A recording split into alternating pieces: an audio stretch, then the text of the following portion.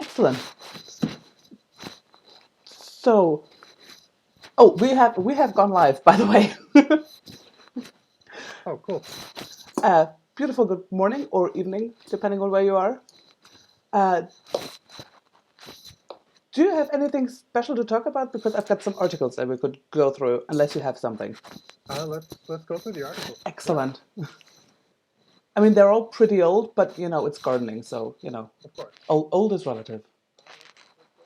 Excellent. Oh, I mean, they're all pretty old, but it's gardening, so old is relative. Oh,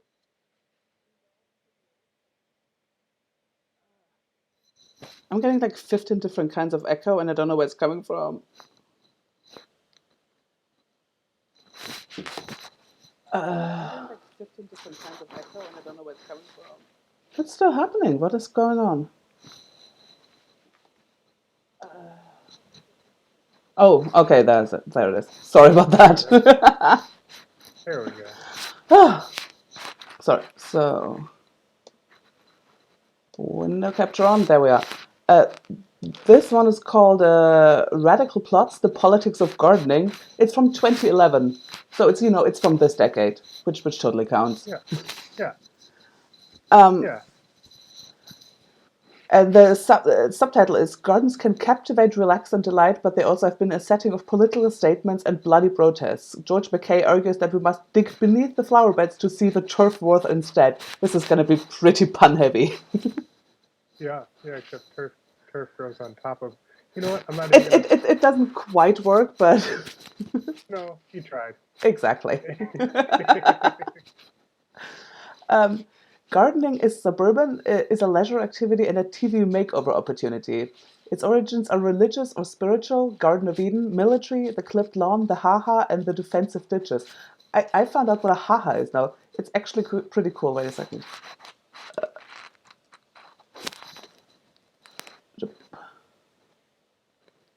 Images.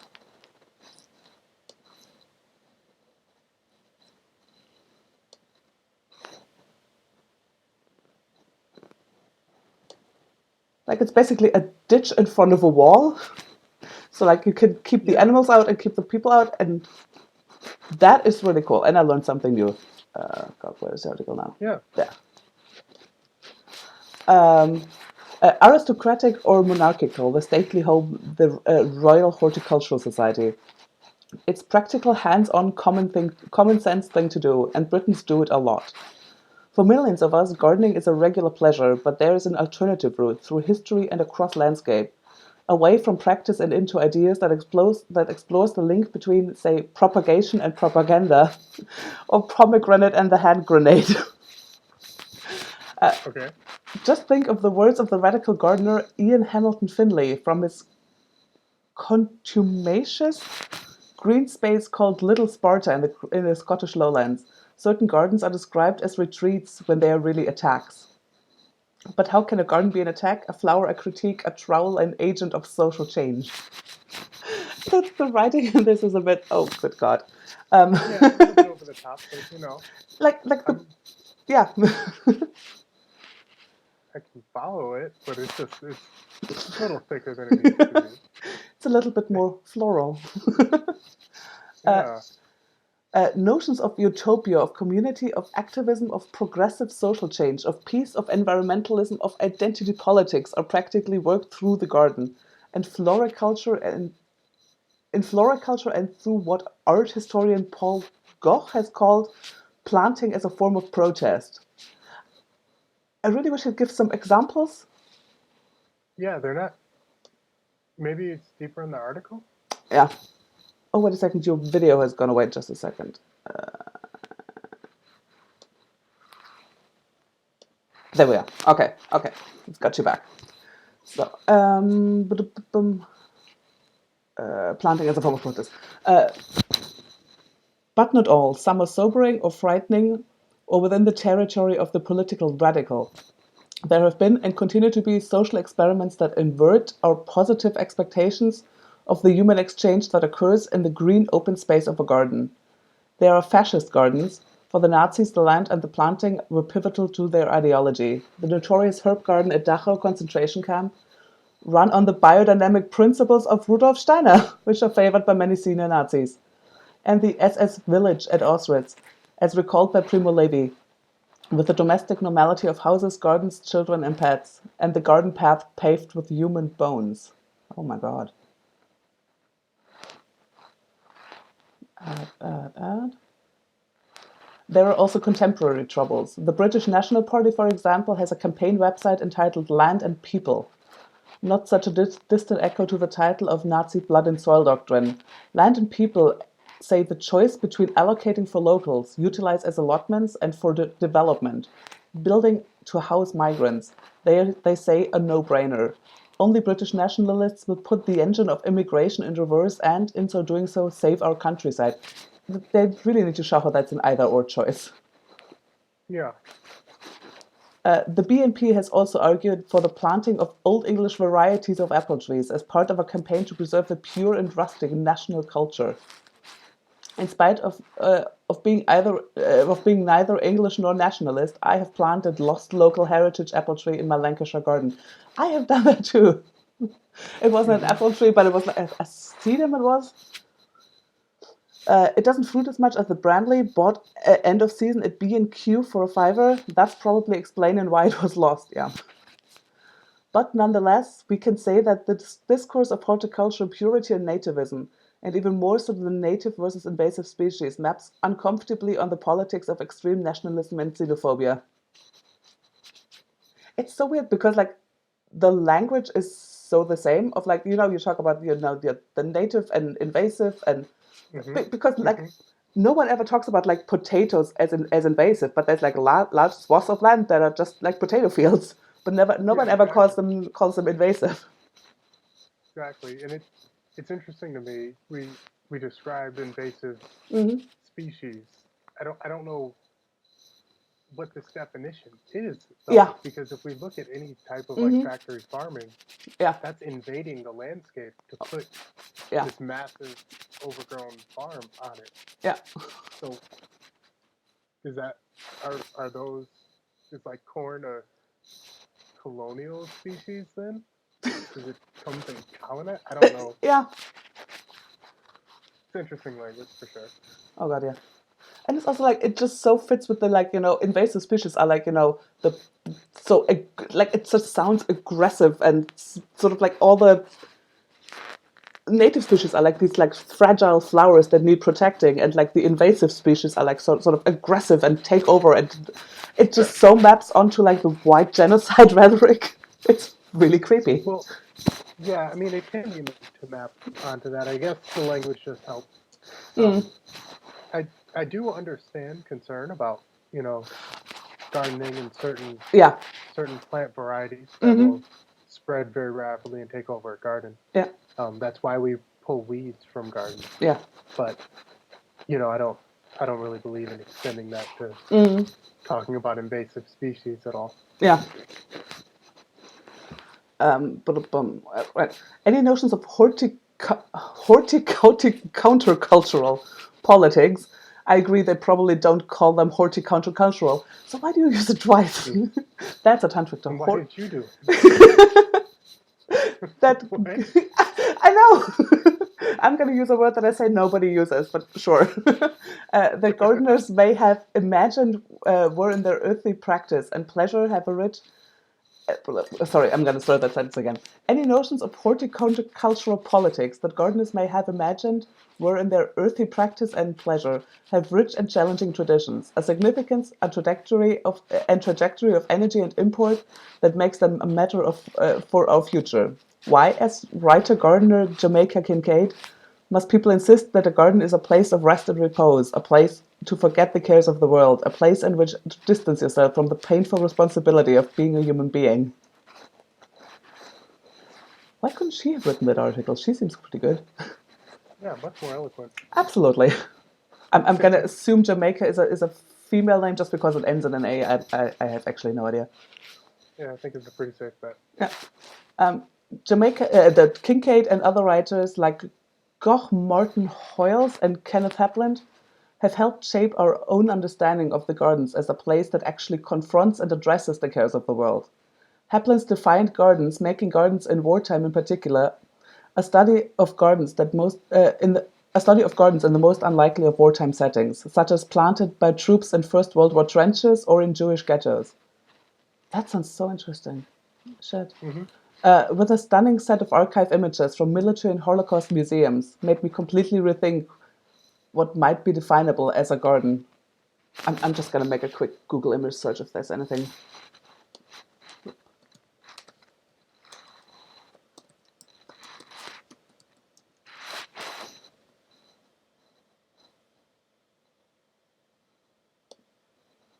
Oh, there seems to be a website for defined gardens.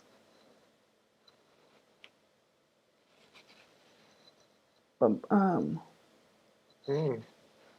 Defined gardens are gardens created in extreme or difficult environmental, social, political, economical, or cultural conditions.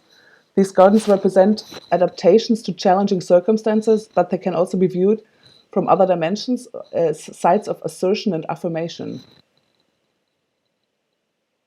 Sure. There are many kinds of defined gardens. By the oh look, that like it seems to be like in the Iraq War. They put like little seems to Hmm. be carpets out in front of. Oh my God, sunflowers! That is amazing. There are many kinds of defined gardens, but my focus in the selection of those related to war in the first half of the 20th century. Gardens of World War One, built behind the lines of the Western Front, gardens built in the Warsaw and other ghettos under the Nazis during World War Two, gardens created in Europe and Asia by prisoners of war and civilian internees in both World Wars, gardens constructed by Japanese American internees in US internment camps during World War Two. That is amazing. Hmm.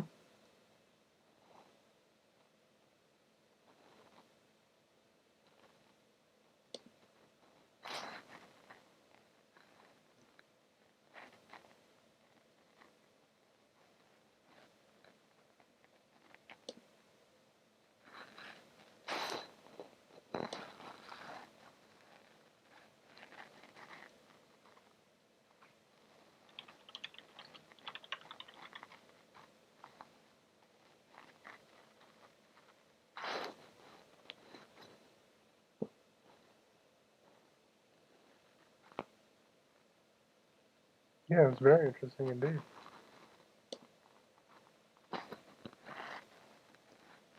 Oh, these are just songs and poems. Okay, I'm gonna go back to the article. I was hoping for more pictures.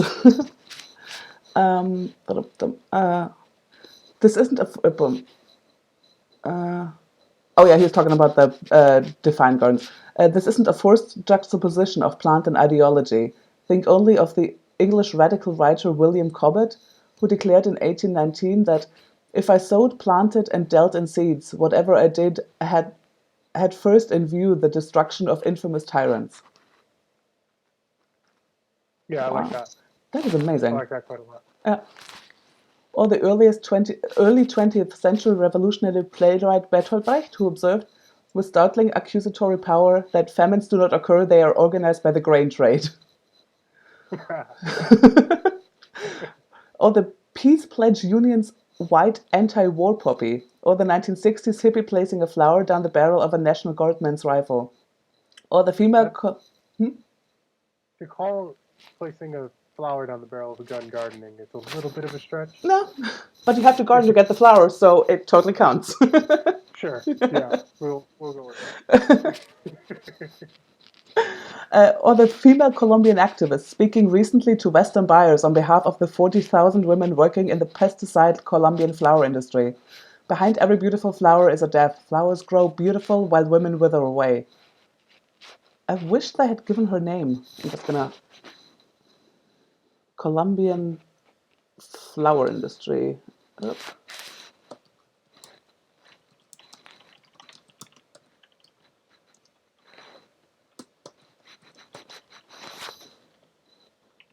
Ah.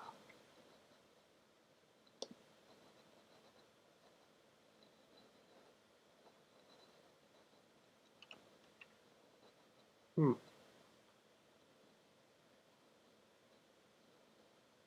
I don't know if this is her, but here's an article from Telesur from 2017. Flower workers, 65% of whom are women, suffer discrimination, low wages, long hours, and other abuses. If you are planning on buying a flower for Mother's Day in the United States, think twice. American consumers buy 78% of the flowers produced in Colombia, but the workers who produce these flowers near Bogota have been working an average of 84 hours per week in preparation for Mother's Day over the past month, a new report shows. A project for international accompaniment and solidarity conducted research by visiting towns where flowers are grown and interviewing flower sector employees. The findings revealed patterns of union busting, work-related disabilities, and sexual harassment targeting female employees. Today, a flower is not produced with sweetness but with tears. Our product is used to express beautiful feelings throughout the world, but we are treated very poorly, a flower sector employee from Facatativa, sorry about that, Facatativa, said as quoted in the report. The report found that employees complained the most about their low wages. Almost all workers surveyed perform core activities such as planting, cutting, and packing, with a minimum wage of $256 per month. In comparison, Colombian flowers sold for a total of $2.1 billion in the United States on Valentine's Day in 2015. During peak production months leading up to the holidays such as Valentine's Day and Mother's Day, excessive hours are expected from flower workers. 80% of workers surveyed indicated having experienced hardships during peak production periods. The most frequent problems reported were physical pain, illness, and exhaustion because of lengthy shifts. The report showed half the employees felt their health has been negatively impacted by their jobs. For those who had worked for more than 20 years in the industry, 76% suffered from medical conditions related to repetitive actions at work. Colombia's flower industry is the country's leading non-national agricultural export, with a record sale of $1.37 billion in 2014. It occupies 14% of the world market, second only to Holland.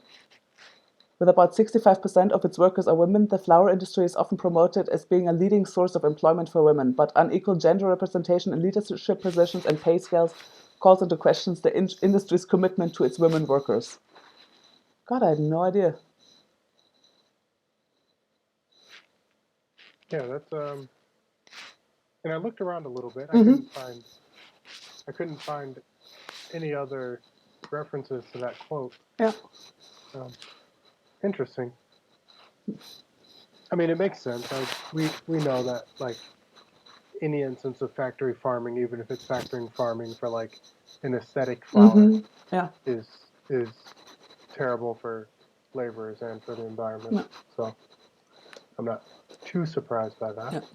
And maybe the activist was anonymous because like she didn't want to like face retribution, so maybe that's why they didn't include her name, or maybe it's a woman of color and they just didn't include her name. And they just didn't include her name. Yeah, that would be my guess. Yeah, probably. But they did include the name of Banksy, so hey. Our street artist Banksy, whose most famous images include the masked rioter throwing not a petrol bomb but a bunch of flowers. These horticultural snapshots illustrate a compelling and enduring connection between plant and politic, a radical gardening. In his recent book, Nowtopia, Chris Carlson writes of politics inscribed in the very act of slowing down the gardener, making her pay attention to natural cycles that only make sense in the full unfolding of seasons and years. In a shared garden, especially, time opens up for conversations, debate, and a wider view of what is provided by the univocal, self-referential spectacle promoted by the mass media.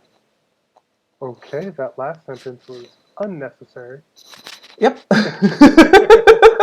Open space for conversation. Put a period there. Exactly. Okay. Climate change, peak oil transition, community cohesion and the environment, genetic modification and food policy, diet, health and disability. The garden is a local patch which touches and is touched by all these kinds of major global concerns, whether it wants that kind of attention or not. I remember when I was in kindergarten, Chernobyl happened, and my grandma had to dig over her lettuce patch. because Oh, they were saying on TV that the radiation had blown over, like the wind had blown the radiation over Europe, and it came down on the rain, and those soft leaves of the lettuce, they absorbed most of more radiation than other stuff. So yeah, I really? remember. Yep. Chernobyl happened, and my grandma lost her lost her lettuce that year. That's unfortunate. Yep.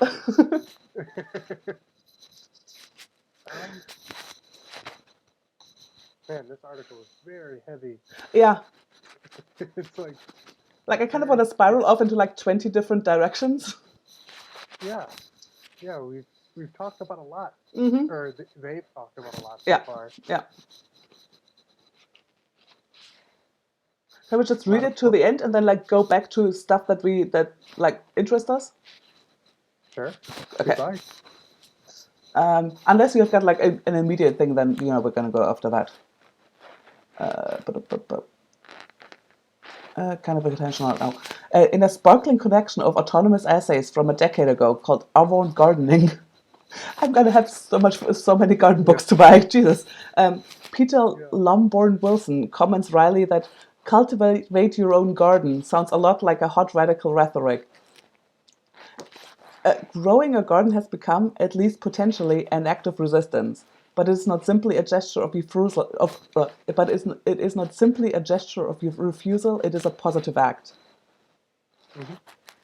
Community activist gardener Heather C. Flores has written of being as radical as a radish. For Flores, I'm guessing that's a pseudonym. Radical, like radish from radix Latin, meaning root, is an essential attribute of gardening in the sense that it comes from and returns to the root of the problem, namely how we live on the earth in peace and perpetuity. A simple enough problem. That's really nice, isn't it? A simple enough problem, and one that, in Flores' view, the garden can help solve. While Winston Churchill stated to Secret Sassoon that war is the natural occupation of man, war and gardening.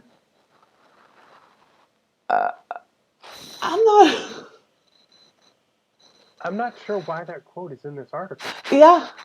I don't want to drag the guy because he wrote an article about gardening. And yeah, sure. A lot of it has been interesting, but there are too many quotes, too many puns, and too many names. Too many names, and I'm not really sure what he's trying to say. Maybe it'll come together. Yeah, hopefully.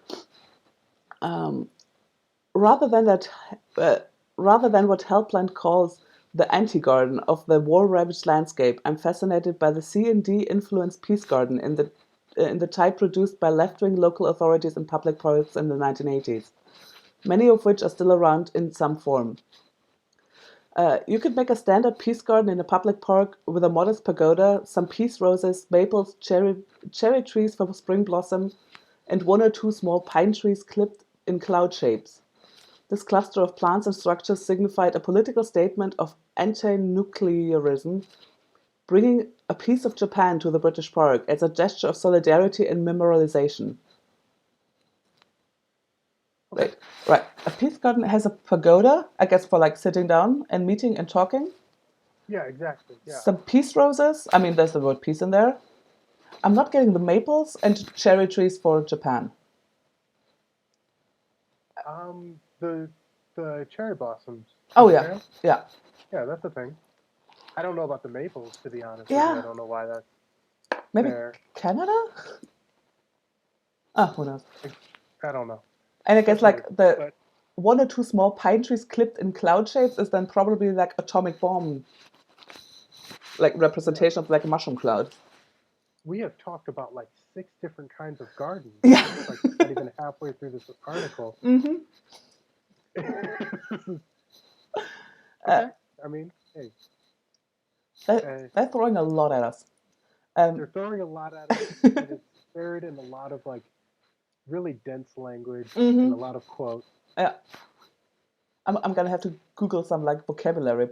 The bucolic. A real political planting is an operation here. The design and construction of a polemic landscape.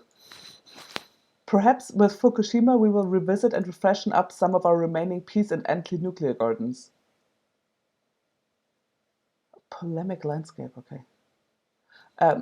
Curiously, perhaps, the cozy and familiar space of the British allotment is a profoundly political and, I believe, anti-capitalist environment. That is, yes, absolutely. In their classic book, The Allotment, David Crouch and Colin Ward point out that the very term contains a political position. The word allotment implies difference and allocation, qualities that indicate the relationship between the powerful and the powerless. Yet the fact remains that this willfully anti-capitalist state-sponsored horticulture is as radical a practice of gardening as any in government policy. The allotment's anti-capitalism is most clear in two fundamental features. First, the astonishingly low rents charged for plots by local authorities, which is a powerful, consistent rejection of spiraling urban land market values. Second, the legislative fact that, by and large, produce grown by allotmenteers, that's an amazing word, cannot be sold commercially for profit. The standard treatment of surplus or seasonal glut is to give it away. The allotment is predicated on a social and economic practice defined by, in Crouch and Ward's term, the gift relationship. In their view, an anarchic combination of self-help and mutual aid characterizes the allotment world. Yes, I agree with all of that. Totally. That's a really, a couple of those points are core drivers of why I got into building community gardens in the first place. Give people an opportunity to grow easily. Yeah. And to provide for the community, mutual aid. Yeah. In the US, can you sell stuff you grow in your own garden? Like, can you go to a farmer's market and sell it? Yeah, of course. Oh, cool. Because in Europe you can't. Oh, really? Yeah, I mean, there's a little bit less regulation in a lot of places in America. Yeah. I'm sure there are cities in America where, like, you wouldn't be able to. But where I was growing in Georgia, you could sell whatever you want just at the side of the road if you want. Oh, cool. No, our food standards, you're like, nope. Yeah, exactly. Furthermore, in a nationwide public socio-horticultural experiment that has endured and transformed itself for over a century, it is on the allotment among the bean frames and sheds, the DIY glasshouses and the patchwork of dirty labor that we should look in Britain for a quiet seasonal radicalism. Sometimes the garden has been the target of political attack, and in British garden history, among the most notable of these campaigns were the garden attacks by suffragettes in the early 20th century. These were done with a very clear understanding of the gender relations underpinning land and garden. After all, the new gardening colleges for women then springing up.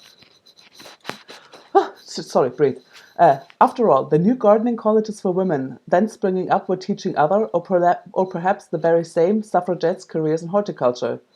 So some suffragettes damaged male-only golf greens with acid spilled secretly at night to ruin the next day's playing. The most notorious of these acts, reported as female vandalism, was targeting the Kew Gardens of 1913. It was smashing the Orchid House and then the firebombing of the Tea Pavilion. As one horticultural magazine described events, Kew has been marked out by the suffragettes as one of the scenes of their exploits. They smashed a quantity of glass in the Orchid House, and in a manner that one can scarcely accredit to sane adults, wantonly tried to destroy the plants. Okay. Oh, man. I mean, sure, smash some glass, but good God, not the plants. Oh boy, everybody's favorite rube. In January 1999, during his lamentable campaign against New York's wonderful community gardens made by local people since the 1970s on vacant lots of waste ground, Mayor Rudy Giuliani said that if we were totally unrealistic, we could say everything should be a garden. I think it's pretty realistic. Yeah. Well, there are countless instances of people being totally unrealistic about gardens, from Hyde Park revolutionaries and ravers to utopian cranks and lifesavers in garden cities like Letchworth, Biodynamics and Back to the Land, back, Biodynamics and Back to the Landers, permaculturalist, white poppy pacifists, separatist peaceniks, suffragettes, flower children, allotmenteers, and guerrilla gardeners. Such a consistency of unrealistic pragmatists, they are gardeners after all, it is in my view quite a good social grouping with which to dream and to make a better world. Or, failing that... Sorry? There are a couple of people here that are definitely not yes. part of a good social grouping. That is, yeah, that's a very good point. Biodynamicists, Back to the Landers. Yeah. Those are both like definitely, distinctly very like unhealthy ideology. Yeah. I can deal with a white poppy pacifist, not a problem. Yeah. Oh man. Yeah. A lot going on in this episode. But I've been taking notes. Wow. We can just go through it again. Yeah, sure. It is quite a good social grouping with which to dream and make a better world. Or, failing that, to lower the ambition to a realistic level, to make the world slightly less bad than what we are currently on track for. Radical gardeners should be part of the solution. In the East Anglian Fens in 1840s England, a utopian community was established at many a farm to make a new world. Money was abolished, there was intensive agriculture, a cricket pitch, free love, militant feminism, even an independent press. Colonists likened themselves to Robin Hood and his foresters and dressed in all green. Men in a green habit, women in green trousers. In England during the 1920s, I'd like to know more about the many a farm. Yeah, and there are a handful of topics like that in this article where he introduces it. Yeah, and then something. Yeah. And then just moves immediately on to something entirely different. Just when you're interested, he's like, okay, enough of that. Yeah.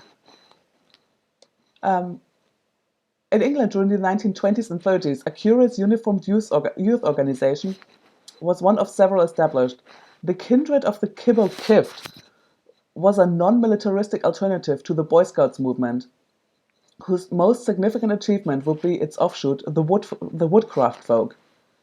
Members marched in green. In the 1930s, they became known as green shirts as opposed to fascist black shirts, and some threw green bricks in protest at Downing Street and Banks. Okay, I'm just gonna Google a couple of stuff. Okay, first of all, Manor Farms.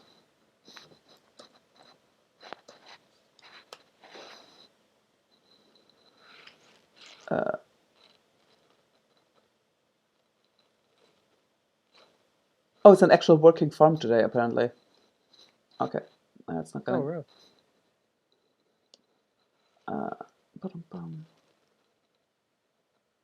1840s.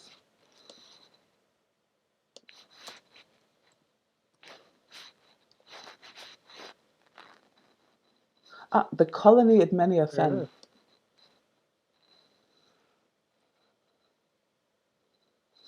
Okay. Safari cannot open the page. Oh, no.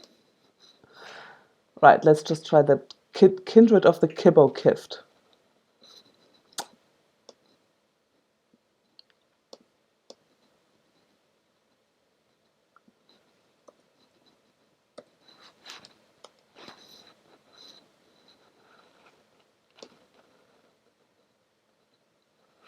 Oh, that's the German Wikipedia. Oh, wow. Sorry? Manea Fen, or whatever. Oh. I've got pictures.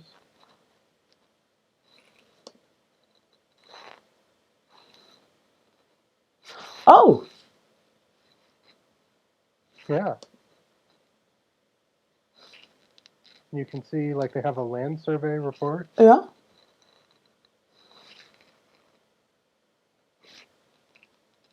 Interesting. That is amazing.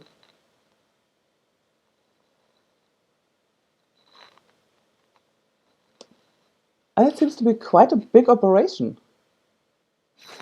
Yeah, no, quite large. Huh.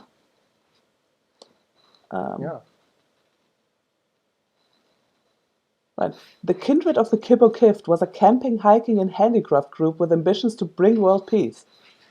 It was the first of three movements in England associated with the charismatic artist and writer John Hargrave. The Kindred were founded in 1920. Some members continued into Hargrave's Green Shirt movement for social credit, which was established in 1931-32, which became in 1935 the Social Credit Party of Great Britain in Northern Ireland. This was wound up in 1951. Hargrave claimed that all three organizations to be part of one mission, telling his followers after the last title change, "We are the Green Shirts, indeed we are kindred, calling ourselves the Social Credit Party of Great Britain officially, but knowing full well who and what we are. Well on me, ye resurrected men. I cry you that outcry of the kin of 1927." Okay. Origins? Oh, beliefs. The words of Kibble Kift come from archaic Cheshire dialect used to indicate proof of great strength. The group's initials have led some to assume a relationship with the Ku Klux Klan, but this has no basis in fact. And Hargrave took great pains to correct the misapprehension in popular press during the group's lifetime. The Kibble Kift had interest in regional geography and world culture that coexisted with passionate ideas about national identity. The group has been claimed to be the only genuine English national movement of modern times. This is going really off the cliff right now. In 1920s, Hargrave explained what the distinctive words meant. Kibble Kift is an Old English expression meaning literally proof of great strength, or the strong. So today, in the woodcraft camp we speak of Kibble Kift, meaning the idea and ideal of great outdoor trail or open air education. The Kibble Kift, meaning the woodcraft kindred or the people who follow the woodcraft trail, or to be Kibble Kift, meaning to be a good camper and woodcrafter, to be clean, strong, upright man, woman, or child. The movement drew heavily on the woodcraft ideas of the naturalist Ernest Thompson Seton, also a key part of the early Scout program. Hargraves imported into the movement his fondness for symbology, art and ritual, drawing his ideas on art from Jane Ellen Harrison and on education from G. Stanley Hall's then fashionable theory of recapitulation. Kibble Kift was strongly influenced by ideas of myth and religion from James Fraser's popular anthropological study, The Golden Bough. Why do I know that title? Never mind. In the second half of the 1920s, the kindred educational ideas tended to be swamped by Hargrave's enthusiasm for economic theory of social credit. But the faith in ritual and ceremony remained strong. According to Hargrave's 1924, the ceremonial system of Kibble Kift, with all its color and symbolism, has been, is, and must always remain vital to the expression of our ideals and our method of propaganda. Our movement can go on with their everlasting, excessively dull, and too often fruitless meetings, manifestos, reports, and resolutions. They are not for us. Inspirations for the more concealed of Kibble Kift rituals came from a range of hermetic sources, including the writings of Aleister Crowley. Okay, I'm really not sure about these guys. Maybe the subject for another podcast. Maybe. like it sounds like the wood trail stuff, sure, but then there's like real focus on strength and Aleister Crowley and national movements. I'm like, oh, what are you hiding? Or what are you hiding? Yeah.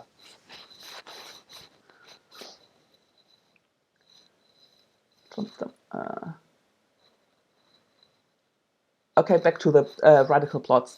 In 1970s London, a small group of activist architects, the Street Farmers, dressed in green bowler suits, consisted of environmental radicals who advocated the plowing up and planting of the urban streetscape.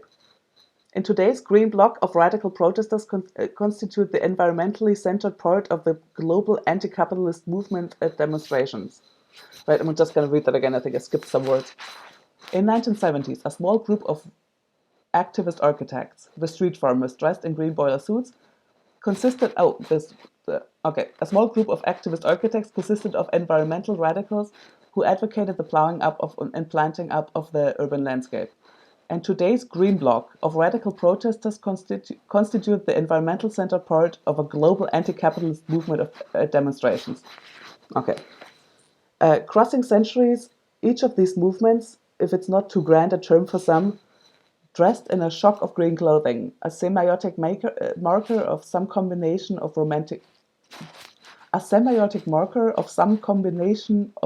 outlaw, and had a focus on nature, a radical and often unpredictable critique, an environmentalist belief and lifestyle, perhaps even all of these at the same time. Together, they form a stylistically consistent and surprisingly persistent strand of the critical rejection of dominant society, and an energetically creative social mobilization around questions of land, even of horti counterculture. He's so proud he came up with that word. Yeah, I'm very happy about his use of horticulture. Yeah. Cannot get through a paragraph without saying horticulture twice. No. I am not simply saying that all. Many are utopians or kibbutz, street farmers or green bloc were radical gardeners, but also drawing attention to the historic presence of uncompromising greenness during times of social change, idealism, or agitation. Too solid for the radical gardener is not a cross phrasing of resignation or defeat, but a green action of positive defiance of social change. As the slogan goes, resistance is fertile. Okay. Yeah. So there's a lot to unpack in that. A lot going on. Yeah. The general theme, I enjoyed him exploring these themes in such little detail. But the general theme of occasionally gardening being used as a way of resistance, I generally agree with. Yeah. Some of the anti-capitalist themes that you can apply through gardening, I agree with wholeheartedly. I think the issue that I think we run into with this article is that because gardening has such a long history, because agriculture is like one of the first specialized human endeavors, there's so much history to try and cover in one article. Yeah. That you don't get to give anything the amount of time that it needs to develop. For example, he mentions only briefly guerrilla gardening. Yeah. But guerrilla gardening is really one of the more radical forms of gardening that's being done at the moment. Yeah. I think he only says it once or twice in passing. I don't even think he got a paragraph. Yeah, very interesting article though. Yeah. I also think he's trying to find a continuous through line that doesn't really exist. Like all these sort of environmentalist movements don't really connect to each other in a way that he seems to assume they do, other than a bunch of them dressing in green. Yeah, and some of them do. Some of the movements share some ideology, but probably more than half of the movements that he mentioned are distinctly not radical in nature. Yeah. A lot of them are reactionary in nature, but for example, he defines making gardens in wartime. That was an interesting one to me, because a lot of the images that we saw on that website are of soldiers who are in wars that radicals would consider like colonial or imperialist wars, planting gardens. That's not, to me, a defiance. It's an imposition. So that's a little bit interesting.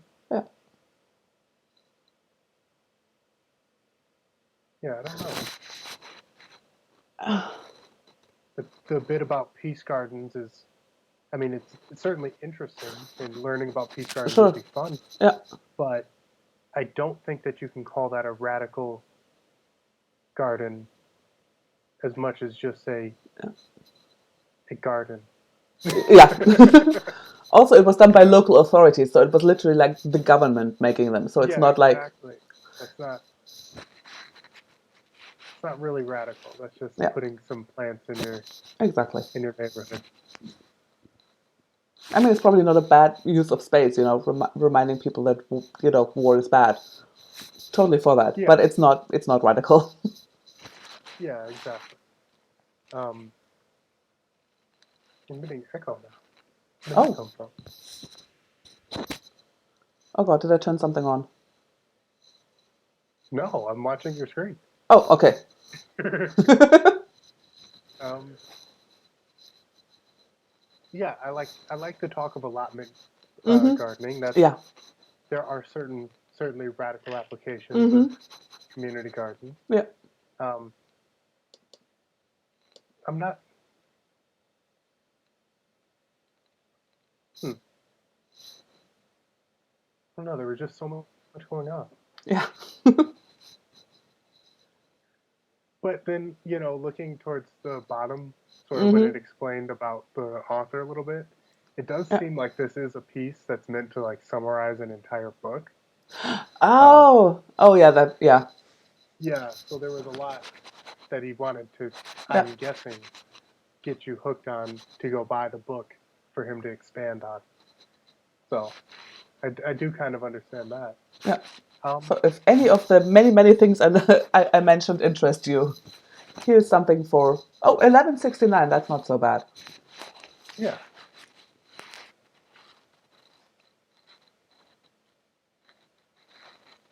yeah, very interesting. And Mayor Rudy Giuliani just mentioned to be on the wrong side of literally every issue, including gardening. Yeah, how you can be on the wrong side of a garden. Yeah. Come on, man. Yeah. I mean, even for his like constituency, like if he was just like thinking as a politician, surely the people who elect him would like gardens. Surely. I mean, if they're building the garden, then they like the Exactly. garden. Exactly. Um, And as far as vandalism goes, throwing around a couple of seeds is really. I mean, not to yeah. like. I'm not like not talking against like guerrilla gardening, not at all. But for like authorities to focus their ire on gardening seems to be the least of it. Well, I mean, I think there is that sense of it being a resistance or a reaction Mm-hmm. to um, a lot of things going on in culture right now. There are Mm-hmm. a lot of anti-capitalist implications, and Yeah. particularly in edible gardening, not so much in things like planting a maple tree Mm-hmm. next to a pagoda. But yeah, there are anti-capitalist elements Mm-hmm. going on. So I imagine someone like Rudy Giuliani would Yeah. be pretty And I guess like active. land use, like literally like a turf war. What? Hmm. Yeah, there are those implications also.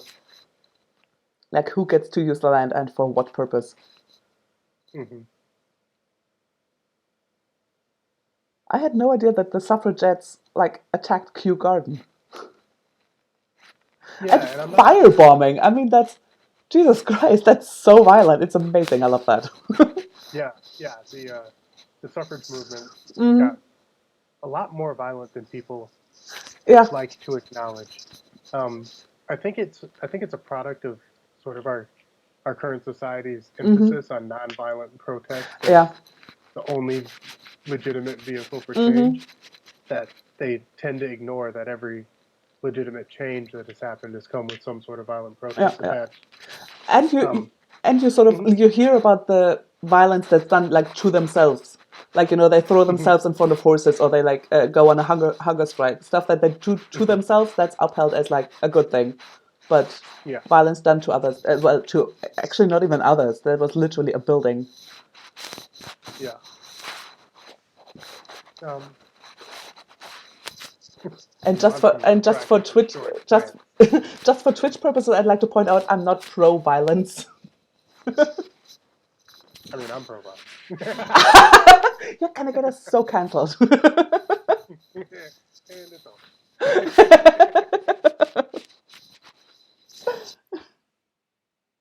Yes, I'm very pro violence in video games.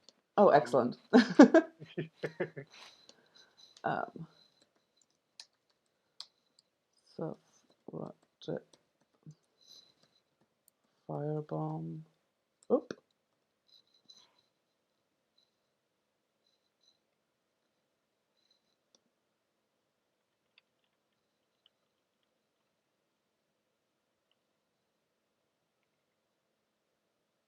Yeah, hate mail and firebombs. How women won the vote from the BBC, and the picture of the woman throwing herself under a horse. That's everywhere. That's literally like the thing that you think of when you think English suffragettes. Well, I do anyway. Sorry. Um, Mm-hmm.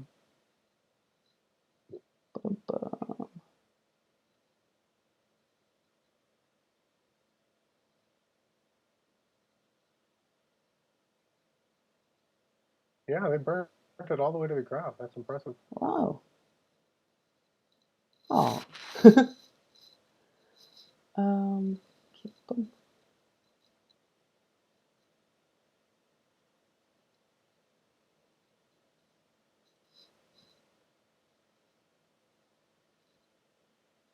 oh, no picture. Sad. Uh, No pictures of what? no pictures of the firebombing. There was just an index of arrested people and some Sure. like modern day scholars poring over tomes.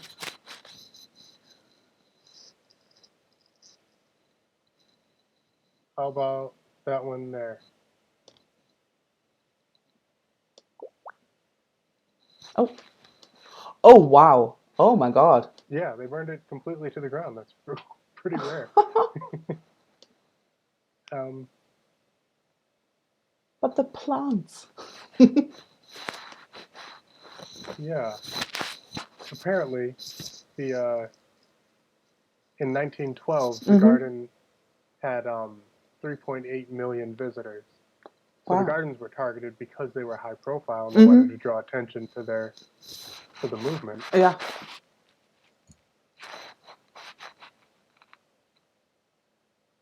And they did get widespread media coverage.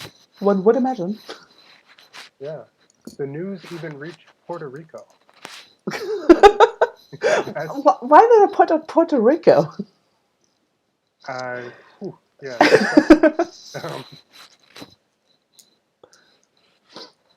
Maybe Puerto Rico is sort of the marker of what news are important. If the Puerto Ricans care, then it's a thing. yeah. Wait a second.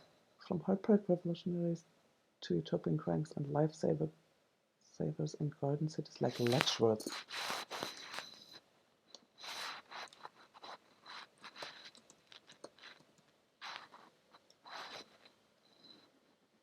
Letchworth Garden City. Oh, German version again. Come on. Garden City. Okay. What is this?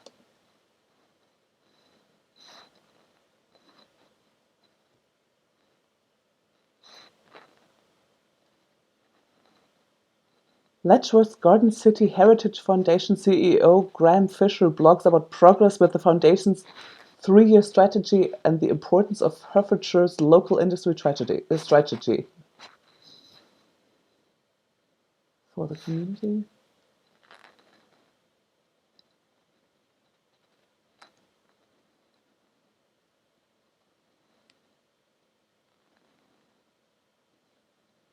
This does not seem like a radical entity. No, This is not a radical entity. and I'm not even sure what it is. Is it just a city that has a lot of gardens?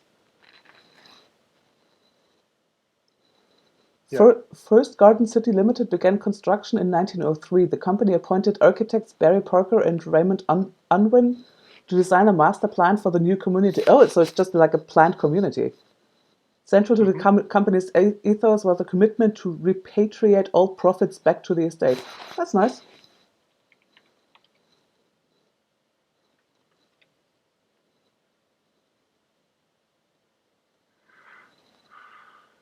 Hertfordshire.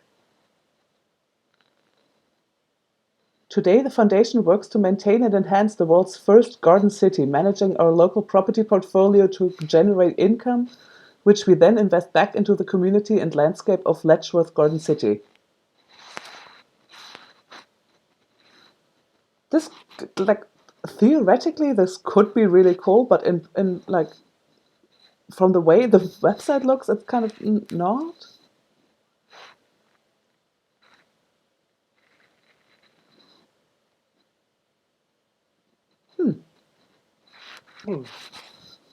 Oh, for the community, there's a grants section.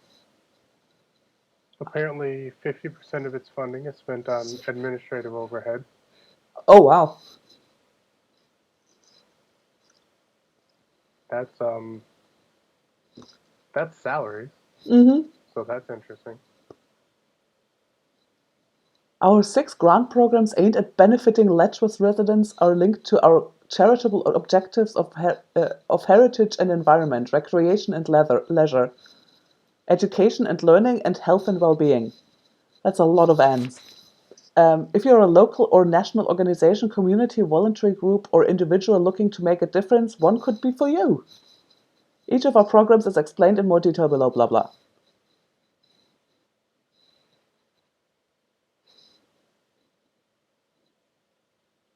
Like, theoretically, this could be really cool.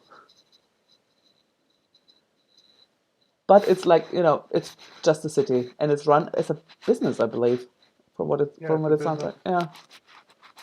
The city that makes money, which goes to the city which is usually an abstract sort of community of people living near one another. Yeah. But 50% of that money goes to the administration, and the other 50% of that money, I'm not sure exactly what it goes to. Would, like, administration in that case include, like, firefighters and teachers and librarians? And because they should be, like, city employees, aren't they? Because, in that case, like, yeah, sure, have a lot of librarians. But they also have another 30% that goes to operational oversight. Oh, okay. Yeah. So I'm not so sure about that. Yeah.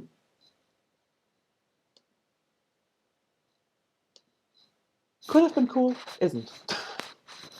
As so many things in life.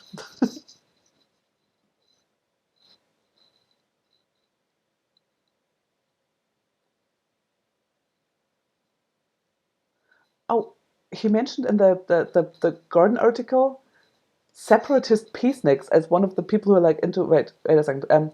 From Hyde Park revolutionaries and ravers to utopian cranks and lifesavers in garden cities like Letchworth, biodynamics, and back to the landers, permaculturalist, white poppy pacifists, separatist peaceniks, suffragists, flower children, volunteers, and guerrilla gardeners.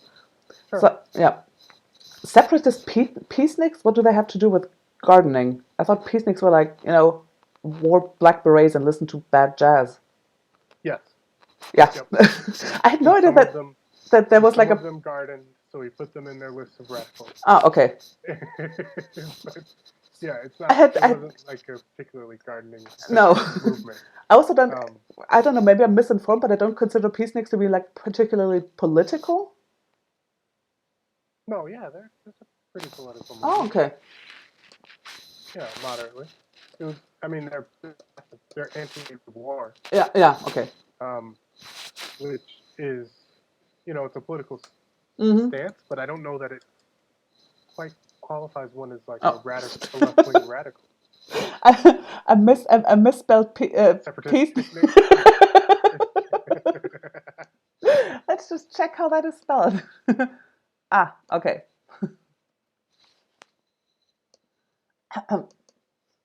Zip.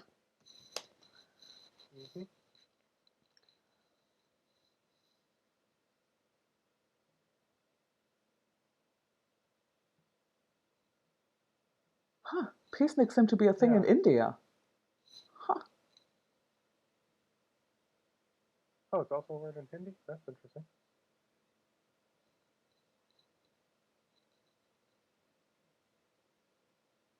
No, it's the same thing. Oh, okay. It's the same thing. Okay. Peacenik in Indian, Hindi means peace seekers. Okay. Yeah, same thing.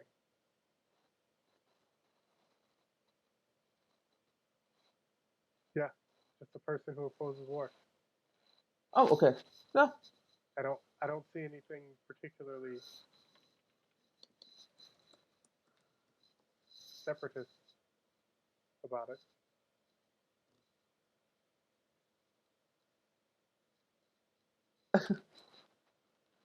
The peacenik and the spook as the diplomatic avant-garde. What is this? What? Sometimes there are these sentences that are in articles Yeah. that makes me think maybe I can't read. Like, what does that mean? Is Okay. that English? That's a paper from February 2019.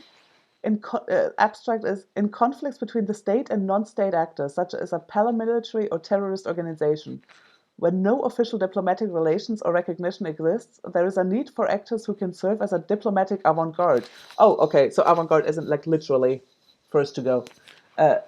This article identifies a diplomatic pattern in which breakthroughs occur through cooperative work between two types of actors: unofficial citizen diplomat and key figures in intelligence bodies. Each actor brings specific resources. Unofficial actors have contacts with non-state actors, while intelligence officers can offer backing from within the official system of the state. The article analyzes the topic using 3 case studies. Brennan Duddy and the MI6 officer Michael Oatley, Willie Esterhaus, and the head of the South African National Intelligence Service, Neil, and the head of the South African National Intelligence Service, Neil Bernard, and Kirshen Baskin and the Mossad official David Meaden. This study examines the unique relations between these two types of actors and how their collaboration promoted negotiations with non-state armed actors. It analyzes 3 stages: establishment of contact between these actors, persuasion of relevant parties, and the breakthrough moment when talks shifted to an official back channel. Oh, okay. Okay. Oh, so basically, peacenik is just someone who's against the war, and the spook is like literally like a CIA agent or Yeah. Okay. Yeah. Huh. Okay.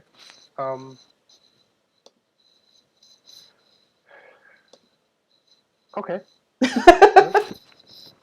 That's a thing I know now. Yeah. I don't think that's particularly related to the content. Oh no, it totally isn't. I just like the headline of the article. I was just, what, the peacenik and the war? Who? What? Why? Yeah. It was the use of avant-garde. Yeah. Yeah. That was a little bit bizarre. Because I'd always associated avant-garde with experimental jazz, but Yeah. apparently it can be experimental anything. Mm-hmm. So, it's interesting.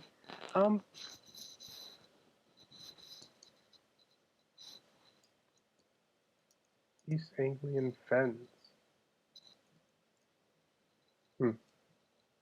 I think the fens are just like a landscape.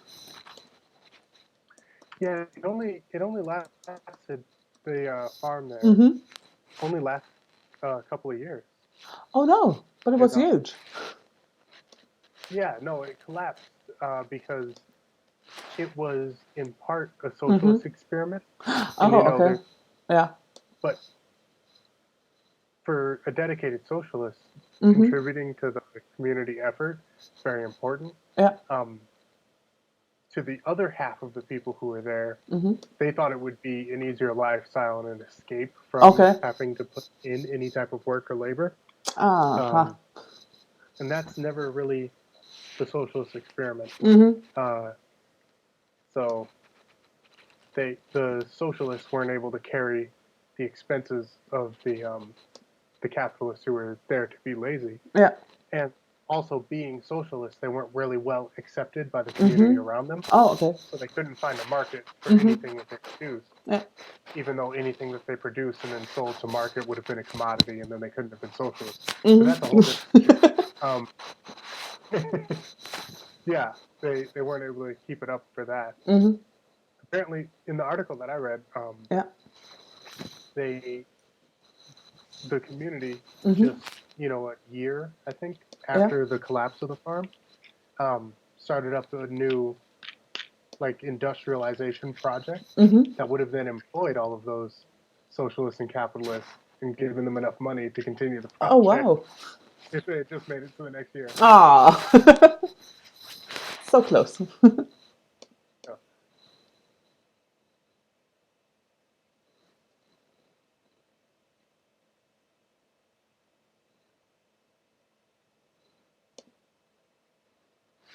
Yeah.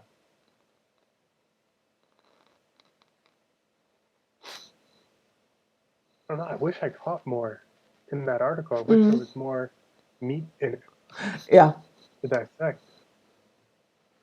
Very interesting read, though. There's a lot of like buzzwords and groups mentioned, but like I don't even know which one I want to Google because might be Yeah, like green radical block is architects an could be interesting. really cool. Doesn't have to be.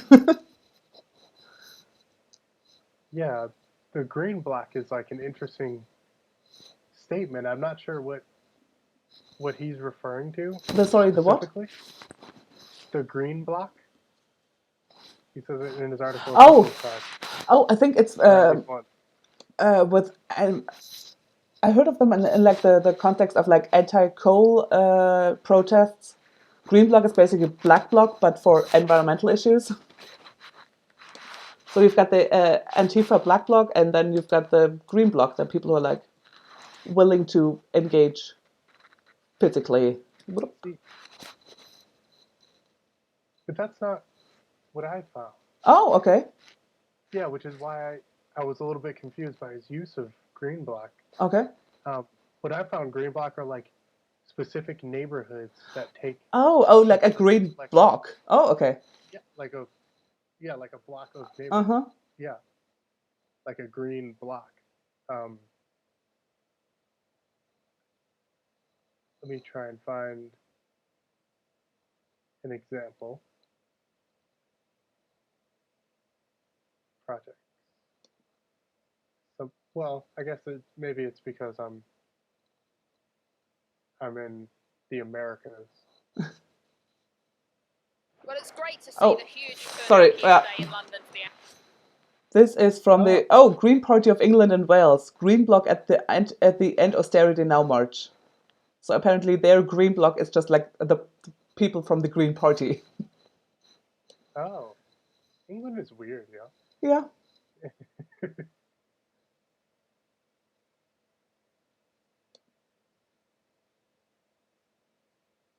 Apparently Green Bloc is also something to do with surgery. Yeah. Yeah, green block for me was always just a neighborhood that was like particularly environmentally Hmm. conscious.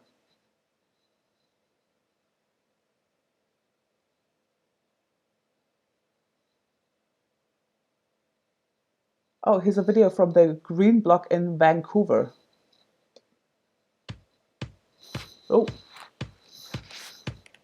this is very dynamic.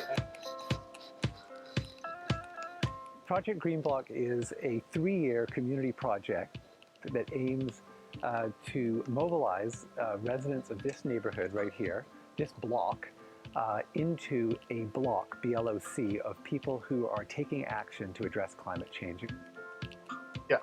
We aim to reduce our ecological footprint by a quarter in 3 years. I think the challenge is that this is a block of mainly detached homes, and in cities, people enjoy a certain anonymity. So you have to get around that. We're asking people to come together and do some rather unconventional things. We're asking them to think about their individual consumption habits, which are very private. I don't talk to my neighbors about everything I consume and my choices about where I travel and how I heat my house. We're asking people to think about those things themselves and consider changing them for collective reasons, that we want to preserve the future for our kids. The most exciting part of this project for Evergreen is that there's a lot of potential for it to go Canada-wide. I think people are going to see this project and get really excited about the change that this community is making. And I think they're going to want to do their own Project Green Block in their own neighborhood. So I think this is going to inspire a lot of people. suppose I have more fears for the next generation. I think my generation, I'd see it out, but as we use more and more of the resources of the planet, and we're not restoring them, something has to give. And the big thing that I noticed right away is, wow, the volume of plastic that goes into recycling. Even though it's it's recyclable plastic, it's a very large volume, and that that can't be good sort of long term, even if it is supposedly recyclable. A lot of reducing your meat consumption. I think it's really surprising what happens when you bring together unusual suspects in a room with a problem that they commonly recognize they share. They've got to deal with it. How creative the solutions can be. David, we're really honored to have you here tonight. Thank you very much. I'm absolutely delighted to be here tonight. And when Jim just gave me a bare bones outline of it, I immediately wanted to come in and learn more about it, because I really think this is, as far as the environmental issues go, this is where the action really is. You've got something far more powerful now, it seems to me, which is the ecological footprint, which is a really solid measurement that you can begin to make and look at the impact that you're having. I think ultimately what is going to fuel this and let it carry forth is it's got nothing to do with global warming. I think it's going to be about your sense of community and what you value in it, and to create a strong community that's fun to live in, that you really value.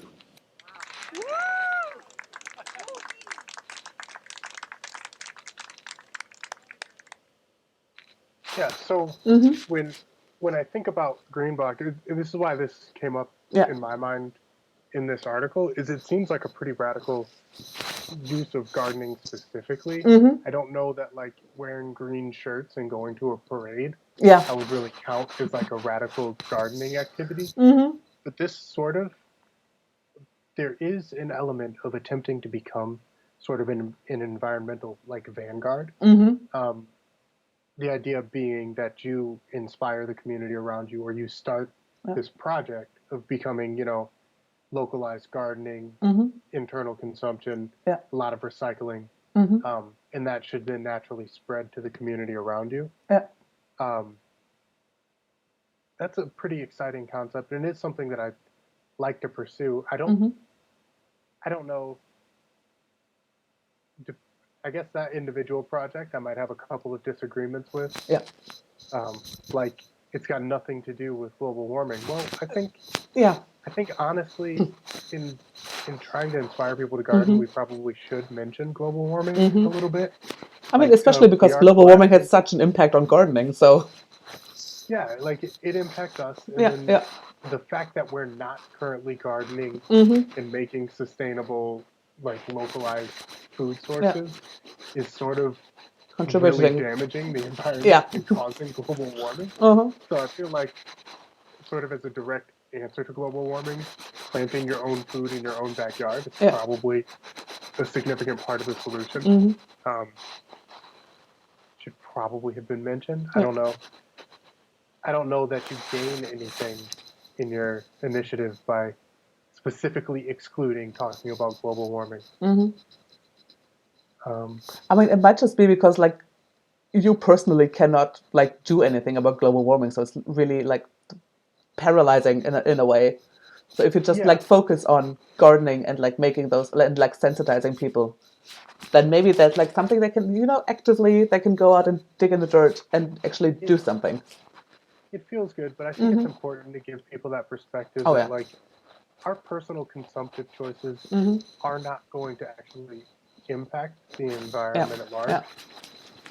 The ecosystem is sort of a collective, it's a collective effort, regardless of whether we are contributing to its destruction individually or not. It's about what our community as a whole is doing. So like, I think removing the global warming aspect from the critique, you sort of get a group of people who are making a lifestyle of reducing their own personal consumption. But they're being ineffective in spreading that impulse to the next step of sort of giving the reason why would you live this way as opposed to another way, apart from it's fun to know what your neighbors are eating, I guess. Is what Like, what the point is? like it I seems don't like know a about very like lovely neighborhood full of very nice people, Yeah, but to like actually like I'm always so torn between like because like I know that like personal consumption does not make like a dent in global warming, but also like getting people who don't like who aren't willing to like make choices in their personal consumption to like, for example, elect a government that is gonna like put in really like harsh measures to curb factory farming and like all these things that are contributing like that would actually do something about global warming. It's like if a government came up and said, yeah, we're gonna make policies that are basically gonna mean that you're gonna all be vegetarian. So like having a yeah, and like getting that government elected by people who aren't at least somewhat positively viewing vegetarianism, for example, somewhat positively, it's going to be really difficult. So yeah, like sensitizing people's personal choices could mean that they will make those choices then also political, but you have to like always like finding that the way to like make the personal political is also that's a problem.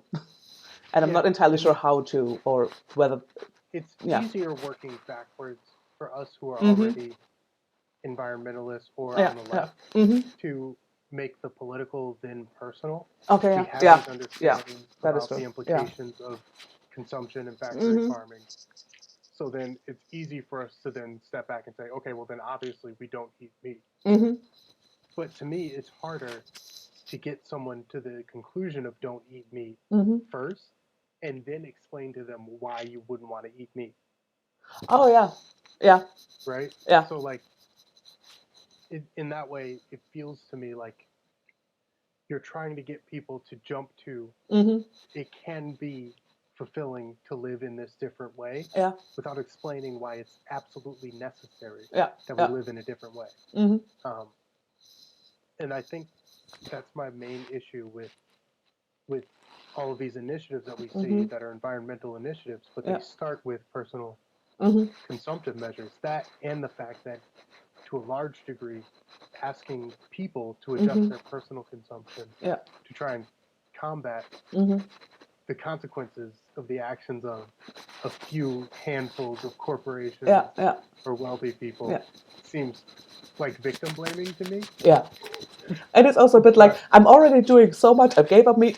I'm doing this. I'm doing that. I'm recycling, and now you also want me to do something, for yeah, policy and political, and like it's always I think I think the best way to go about making a radical change is Mm-hmm. to an extent to just flatly ignore policy and the Mm-hmm. political aspects of it, and to try and work non-governmentally as Yeah. much as possible. Mm-hmm. Guerrilla gardening or creating green blocks, except Mm-hmm. creating green blocks that are knowingly environmentalist Yeah. in their nature. Mm-hmm. These are things that you can do without necessarily having to get the government involved. Mm-hmm.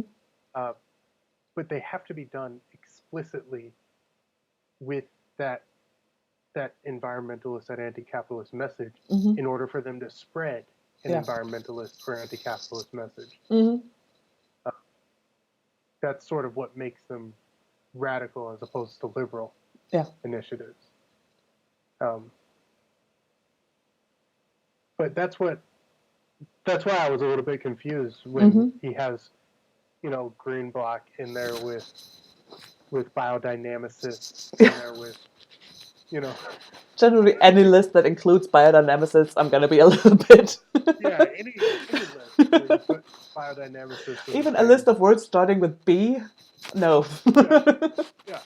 Yeah. Like why is that in there? And like green block isn't radical, biodynamics isn't radical. No.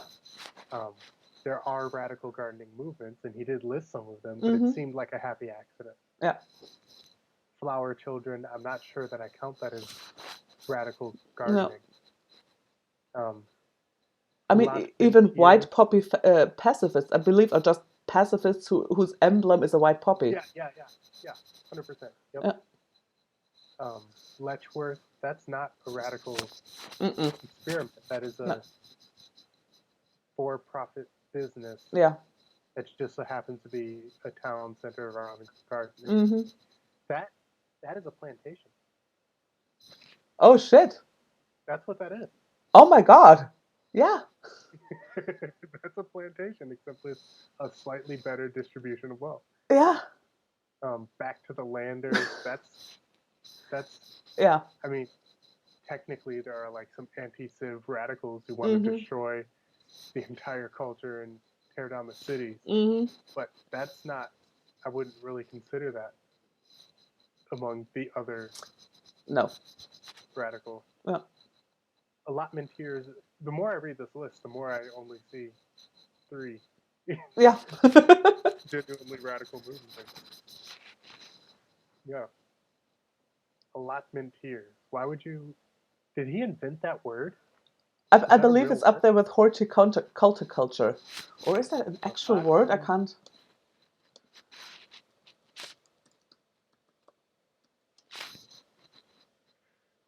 Oh no, allotment here is a word. It's in the dictionary. Yeah, I'm a citation needed on that. Allotment here, British, That is. informal, a person who grows crops on an allotment. Is it on dictionary.com?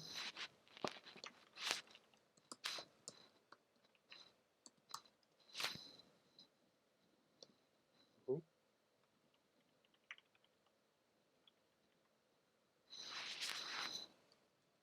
Allotmenteer. No, it's not. Ah. That is not a word. Not a word. He made that up and he added it to Wikipedia himself. Yeah, those are community gardeners. That's what it's not an allotment, it's a community garden. Mm-hmm. The name even implies the political nature. No, it doesn't. You just made that word up. I mean, theoretically, like allotment, it could be, to each according to their needs. Like they get their allotted space. So it could be very communist if we wanted it to be. If you wanted it to be. Yeah. Which means it's not. Yeah. Yeah, so now we're down to 2. Mm-hmm. A long list of 2. In guerrilla gardening. Mm-hmm. Yeah. And only one of those 2 is actually a gardening thing. Yeah, the other one just happened to have burned down a garden once. I don't Which know how that which makes one would consider the opposite of gardening, burning down a garden. Yeah. So very interesting. A very poorly written article. Pretty interesting. Yes. A lot of not things. About radical gardening. No. A lot of quotes from a lot of people.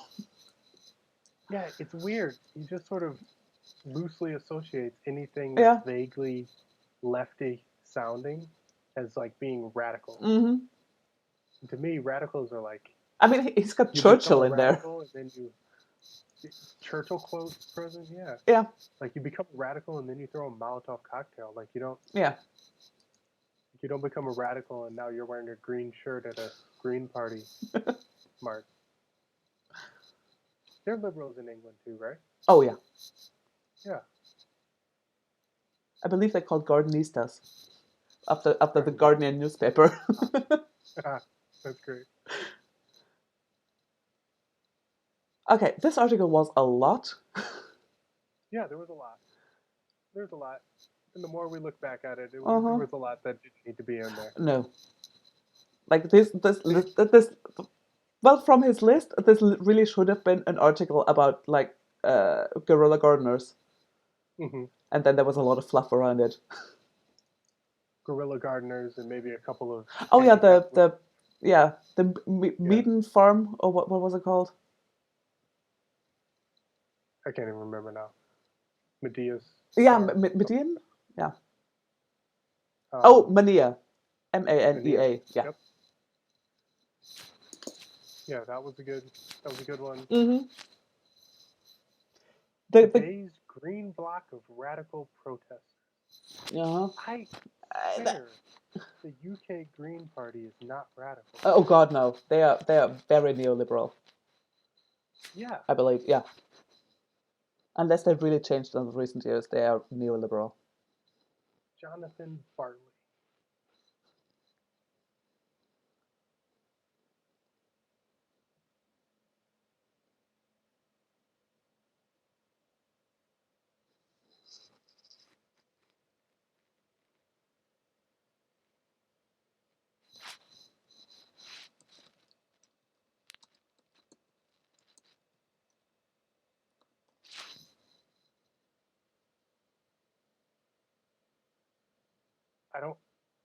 I don't see anything radical about this at all. No. Yeah, so I don't know. Is it the Independent? Is the Independent ridiculously right wing? Not as far as I know.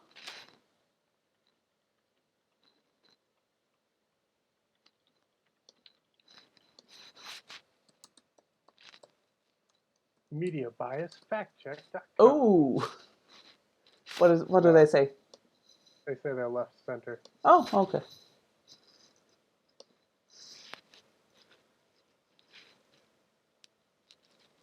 But the Independent Review is right center.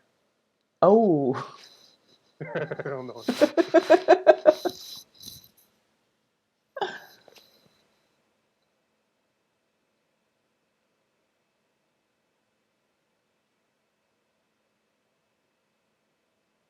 Yeah, I'm not a fan. No. I mean, I didn't even notice this until now, but his list of like radical green movements includes ravers. They just like Ravers show up to in the field. utopian cranks. Ravers to utopian cranks. And it begs the question, who are the utopian cranks? Yeah. If not the radicals? Ah. I don't know. Utopian cranks. You mean radicals? You mean communists? Your communists are your radicals. Explain yourself. Can we like email him at George McKay? The way you write. This might open a door to that we cannot close again. Yeah, 6-hour-long podcast. These guys talking about green boiler suits and the suffragettes. Anti-horticulturalism. Come on, man. And apparently going on like a quote.com and putting in gardening and using literally every quote that includes the word gardening. Because that's like literally the only reason why the credit to people if you don't know who said it. It's just some Colombian lady.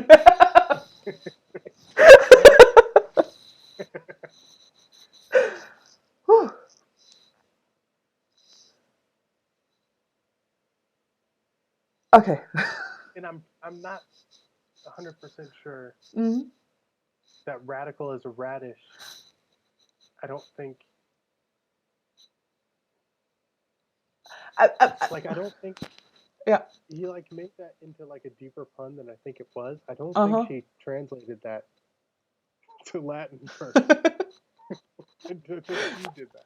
I'm gonna give Heather C. Flores the benefit of the doubt and say that he messed up her quote rather than that she didn't like make a lot of sense. But radical as a radish, I'm sort of getting the roots and the like being rooted and thing and like there is some radical politics in that, I guess. I think it just sounded cool. Yeah, and you can like throw in the root of the problem. Yeah. It's an alliteration, and she just thought it would be cool. Yeah. And she just like wrote down, and now he's like, like radish, meaning root. I went to university. Okay. Calm down. Latin? Really? How much did you get paid to look that up?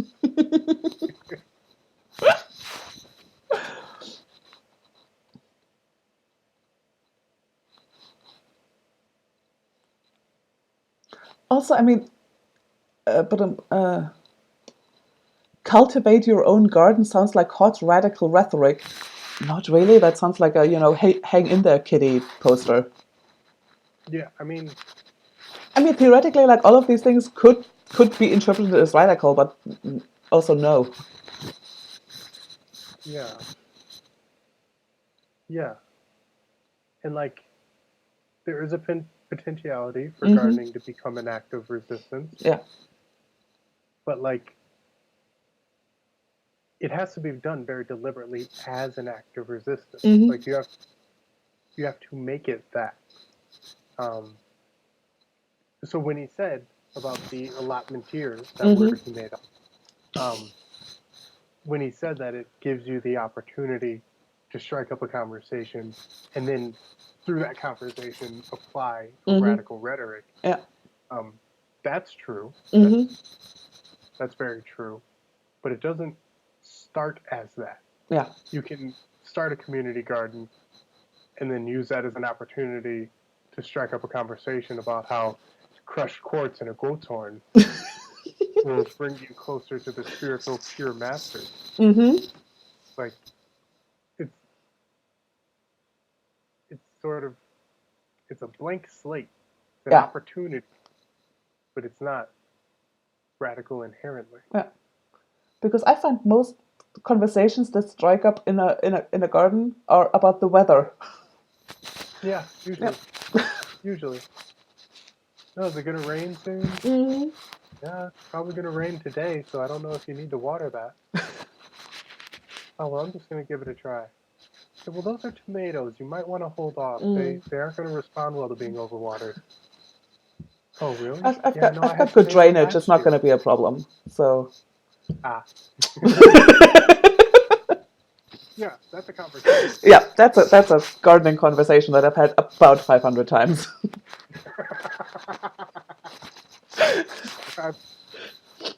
I've never had someone say that they have good drainage. No one's ever been like, oh no, I've got great drainage. My perk test, you should have seen my percolation.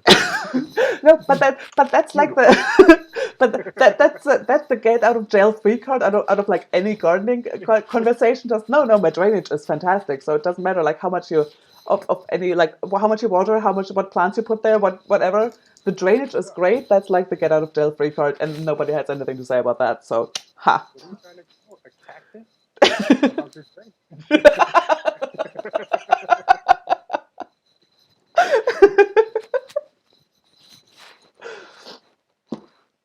Oh. Yeah. And I'm still a little bit depressed about like cut flower industry. I mean, theoretically, I knew that like cut flowers use a lot of pesticides in a really terrible industry, but also, oh god. Yeah, I know, and this is one of the reasons that I always say that like, as much as I dislike the factory farming of animals, I don't think that being a vegan on the basis of trying to take down animal factory farming specifically is really a way forward, because factory farming of flowers even is dead for the laborers. It's terrible. So I'm definitely against factory farming. Yes. Which leads you to vegan conclusions usually. Because it's like, what can I get locally? Yeah. That's not factory farm. And usually the answer isn't like massive amounts of meat. Yeah. But I guess it depends where you live. You might have meat, but like I can't imagine eating steak every day that wasn't factory farmed. Yeah. Especially in the city, it's just not going to happen. Yeah, and then when they talk about like women facing workplace discrimination, we know that low wages and long hours for any agricultural labor job, it's like that's a pretty common occurrence. Yeah. And then rushes during Mother's Day, I can't even imagine. Oh my god, it must be like Valentine's Day and Mother's Day, because they're also so close together. That must be like spring must be just terror in that industry. Yeah. And also, aren't those flowers kept at like 5-6 degrees so they don't wilt? So it's freezing in there. Yeah. And you're breathing basically pesticides. That is true. Yeah. Yep. And the air is full of pesticides, but That's common. I worked. One of the things I did when I was in Georgia, we had our landscaping company. Yeah. I had sort of an IT Mm-hmm. business that I was running, Oh wow. but I would also work temporary jobs. Yeah. Just to stay active, to Mm-hmm. stay working. And I worked a couple specifically that I remember very clearly. Mm-hmm. I worked at a bleach factory. Oh my God. Yeah. Oh no, that was awesome. And then I worked more relevantly at an alcohol warehouse. Like Okay. for beer and liquor and wine. Yeah. And I worked there in July Mm-hmm. in Atlanta, Georgia. Oh. The 4th of July. Uh-huh. I don't know that you can comprehend the volume of alcohol that goes through the liquor warehouse in Georgia on the 4th of July. It's absurd. It's absolutely insane. Probably about half of what goes through a Colombian flower factory at Mother's Day. That cannot be a reasonable amount of flowers to grow. Yeah. And it makes me wonder, like, all the land that you need to grow that many flowers. Yes. Oh Like God, 100% you could be growing food there. yeah. So if there are food shortages in Colombia, which I don't know off the top of my head, but I imagine, then how much of that is due to cultivating commodity flowers?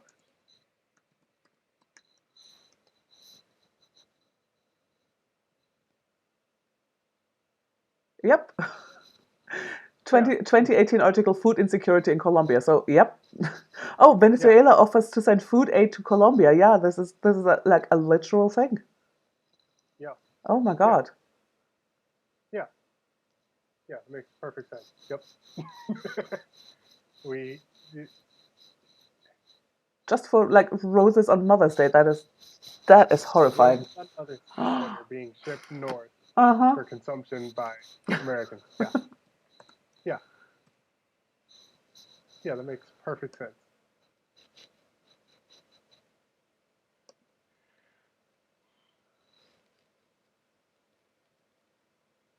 Oh my God, look at those massive like farms and look at that. oh my God. Look at that. Yeah, you got a food shortage, folks. Because it's more profitable to grow these flowers in Colombia where they have ridiculously long growing seasons. Yeah. And can get the volume out. And in exchange, you give some wealthy people who are in control of these large farms a lot of money. But you don't send any food back. Of course not. And you're not paying the laborers anything, so why would you? But it doesn't matter if you pay them. They could all be millionaires if there are no farms in the country. That is true, yeah. There's no food. Yeah, this is inefficient use of resources. Yes, good God, yes. Imagine the good that could be done in the room if everybody just sort of grew flowers in their yard instead of getting them from Bogota.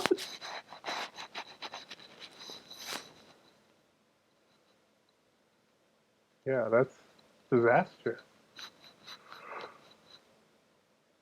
Oh God, it's so late where you are. Oh my God, sorry. And we've been going quite a while, aren't we? Yeah, we're going on hour number 2 now. Oh goodness. Shall we wrap things up? 65% of all flowers imported to the U.S. are from Colombia. Yep. Wow. Yeah, terrible. But yeah, it's been a pleasure talking to you. It's been amazing. Very interesting. Interesting stream. A lot to learn. Yeah. Yeah, great article. An interesting stream from a very strange article. Some very strange article.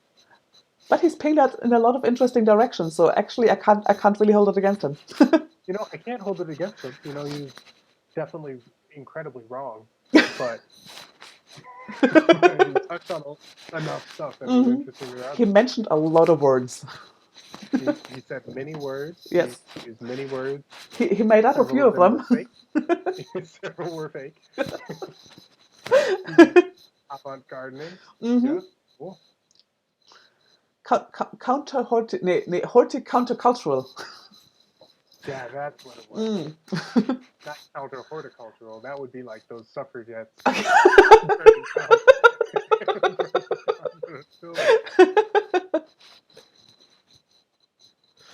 Well, it's been a pleasure talking to you. Sleep well, and we're going to see each other on your Sunday, my Monday morning. Lovely. Excellent. Bye.